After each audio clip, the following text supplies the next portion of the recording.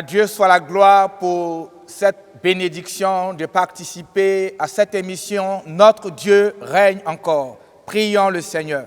Nous te bénissons, toi qui nous donnes ce jour pour faire éclater ta gloire.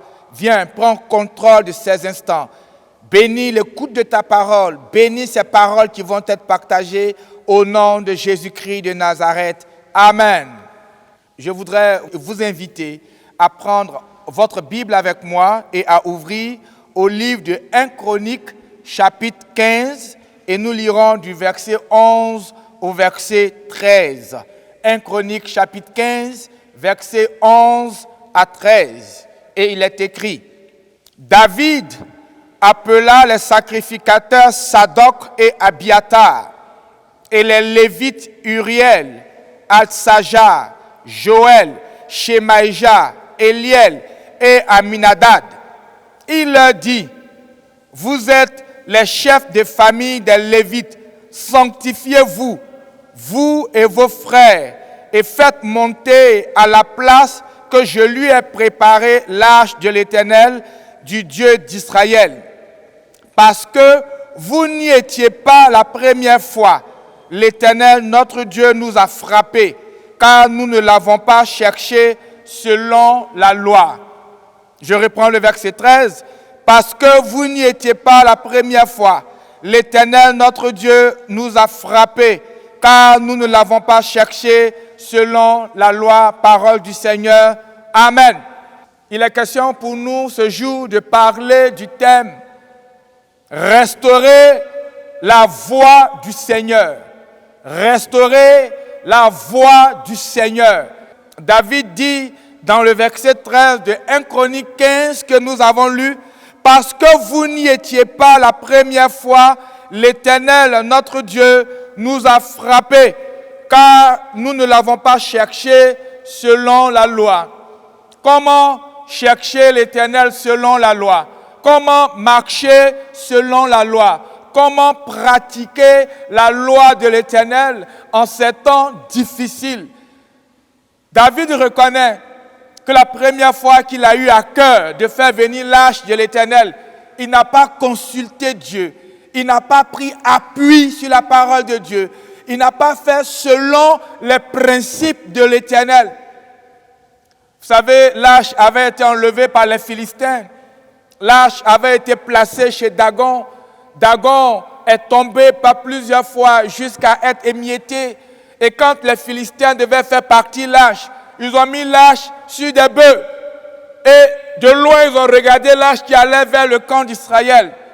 Quand David a eu à cœur d'amener l'arche à la ville de Jérusalem, au mépris des conseils et de la loi de Dieu, il a agi comme les Philistins en s'appuyant sur des bœufs pour faire transporter l'arche de la présence de l'Éternel. Tu connais bien l'histoire, mon frère. Pendant que l'arche était en train d'avancer et que l'arche était sur le point de tomber, Uza a tendu sa main. La Bible dit, il est mort sur le champ. David a pris peur. Il dit, l'arche ne va plus entrer à Jérusalem.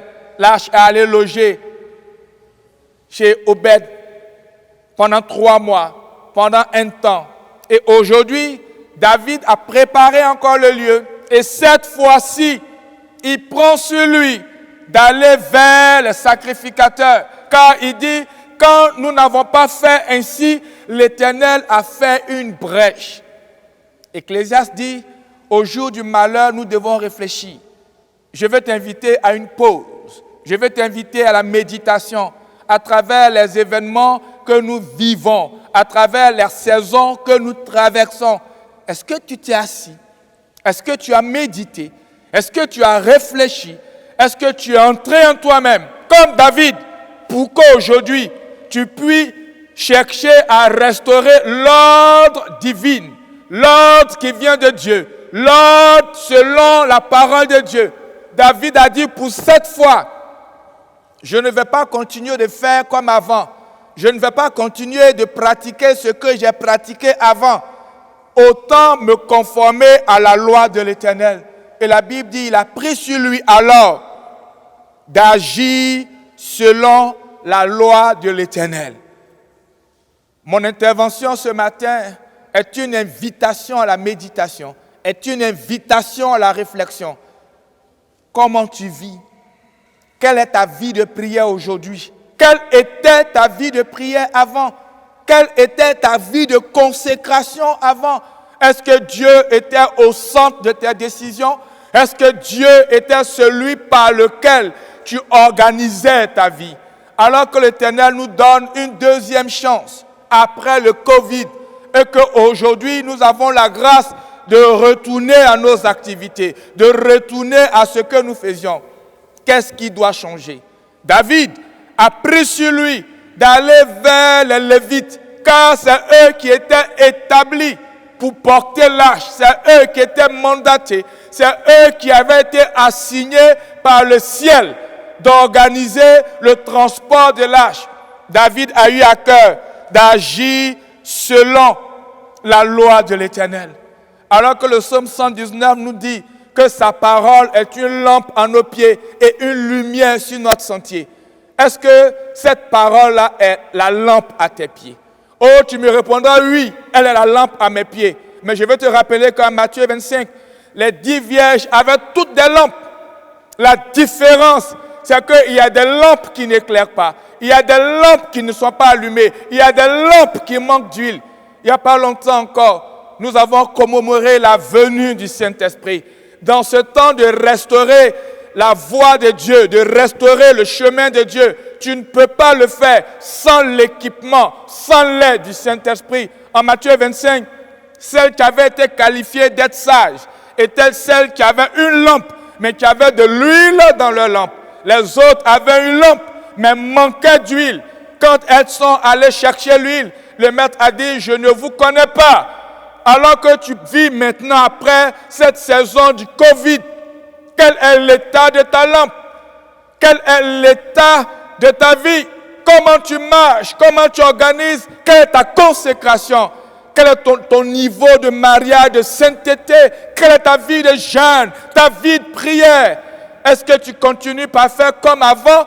Est-ce que tu continues par vivre comme avant? Ou comme David, tu veux rechercher les voies de l'Éternel. Tu veux te conformer aux prescriptions de l'Éternel. Je vais te dire qu'il y a des choses qui doivent être changées. Et je t'invite à lire avec moi dans le livre d'Hébreux. Hébreux, en son chapitre 12, les versets 26 à 28 et 29. Lui, dont la voix alors ébranla la terre, et qui maintenant a fait cette promesse. Une fois encore, j'ébranlerai non seulement la terre, mais aussi le ciel. Dieu veut ébranler la terre. Dieu veut ébranler le ciel. Les événements que nous traversons nous montrent que le Créateur de l'univers s'est levé et il veut ébranler les cieux et la terre. Il dit au verset 27, ces mots, une fois encore, indiquent le changement des choses ébranlées comme étant faites pour un temps, afin que les choses inébranlables subsistent. Quand tu vas restaurer les voies du Seigneur, tu vas ôter ce qui est ébranlé, pour que des choses inébranlables subsistent, pour que des choses qui durent jusqu'à la fin subsistent. Ce qui dure jusqu'à la fin, c'est la parole de Dieu. Dieu veut ébranler ta vie ancienne, il veut ébranler tes pratiques anciennes, il veut ébranler la tradition. Sors de la tradition.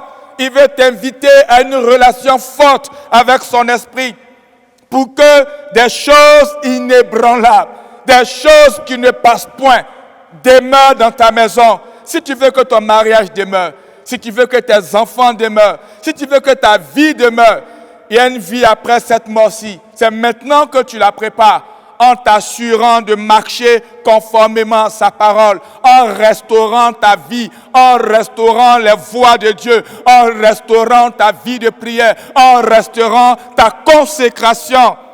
Au verset 28, il dit, c'est pourquoi, recevant un royaume inébranlable, montrons notre reconnaissance en rendant à Dieu un culte qui lui soit agréable avec piété et avec crainte. Bien-aimés, quand tu restaures les voies de Dieu, tu donnes un culte à l'Éternel qui lui est agréable. Or, Romains nous dit que le culte qui est agréable à l'Éternel, c'est lorsque je peux m'offrir à lui comme un sacrifice vivant, saint et agréable. Alors que Dieu nous a gardés, Dieu t'a préservé, alors que Dieu nous a donné d'entrer et de vivre et de traverser cette saison de la vallée de la mort, cette saison de la vallée du Covid, tu es interpellé à revoir ta vie, à entrer en toi-même, à changer de vie, à revenir à l'Éternel, à permettre que la voix de l'Éternel ébranle ce qui doit être ébranlé et que par son Saint-Esprit, l'Éternel fasse subsister ce qui est éternel en lui, ce qui est éternel, qui est sa parole. Il dit, nous devons lui donner un culte qui lui soit agréable. Je vais t'inviter à la prière. Je vais t'inviter à la prière. Je vais t'inviter à baisser la tête là où tu es et à commencer à parler à Dieu. David a considéré sa voix. David a reconnu qu'hier, il n'a pas fait selon la parole de Dieu. Mais aujourd'hui, il est plus que déterminé. Demandons pardon à Dieu pour quelques chemins, pour quelques voies, pour quelques fautes. Demandons pardon parce qu'il dit en Ésaïe, venez plaidons. Venez, plaidons. En Romains, il dit, tous sont péchés et sont privés de la gloire de Dieu. Le don gratuit de Dieu, c'est la vie éternelle. Il ne veut pas que tu meurs. Demande-lui pardon. Demande-lui pardon pour là où tu es tombé. Demande-lui pardon pour ce que tu n'as pas bien fait. Et il te donne l'assurance que si tu te confesses, il est fidèle et juste pour te pardonner. Prends la résolution maintenant de marcher selon sa voie. Prends l'engagement maintenant d'être résolu dans ta marche. Parle au Seigneur, dis-lui, Père, aide-moi à marcher conformément à ta parole, comme David. Aide-moi à agir selon ta loi, selon ta loi. Aide-moi à organiser ma vie selon ta loi. Parle au Seigneur, bien-aimé. J'ai dit, parle au Seigneur, ne t'étais pas. Offre-lui ta vie, offre-lui ta vie, offre-lui ta vie. À son autel, abandonne-toi maintenant, s'il te plaît. Parle au Seigneur, bien-aimé. Parle-lui, parle-lui. Comme David, parle-lui. Dis, Seigneur, aide-moi, aide-moi, aide-moi à marcher selon ta parole. Je veux marcher selon ta parole. Je veux marcher selon ta parole. Viens restaurer ma vie de prière. Viens restaurer ma foi. Viens restaurer ma consécration. Père, j'ai besoin de toi. Invite le Seigneur pour ton mariage. Invite le Seigneur pour ton travail. Invite-le. Dis-lui, j'ai besoin de ton Saint-Esprit. Sans le revêtement d'en haut, sans l'équipement d'en haut, nous ne parviendrons point. Dis au Seigneur, j'ai besoin de ton Saint-Esprit. J'ai besoin de ton Saint-Esprit. J'ai besoin de ton Saint-Esprit. J'ai besoin de toi, Seigneur. Parle-lui. Parle-lui au nom de Jésus de Nazareth. Prie que la voix de l'Éternel qui est majestueuse renverse dans cette nation tout ce qui n'est point de lui, tout ce qui n'a pas planté. Que la voix de l'Éternel qui fait gronder les déserts, la voix de l'Éternel qui ébranle la terre, le ciel, ébranle dans cette nation tout ce qui n'est point de l'Éternel. Parle avec moi, Seigneur, s'il te plaît, au nom de Jésus-Christ de Nazareth. Père, Père, fais tonner ta voix sur cette nation, que ce qui n'est point de toi soit ébranlé, soit ébranlé, soit ébranlé. Présente à l'Éternel ton pays. Prie que des choses éternelles, des choses produites par son esprit. Prie que l'ordre de Dieu soit rétabli en Côte d'Ivoire. L'ordre de Dieu, c'est l'équité, que la droiture, c'est la justice. Prions pour un pays de justice. Prions pour un pays de droiture. Prions que la droiture et l'équité soient les règles et les maîtres mots dans ce pays. Au nom de Jésus-Christ de Nazareth. Nous te bénissons, notre Dieu. Nous te rendons grâce, Père. Tu nous connais dans nos manquements. Tu sais comment nous nous sommes éloignés de toi.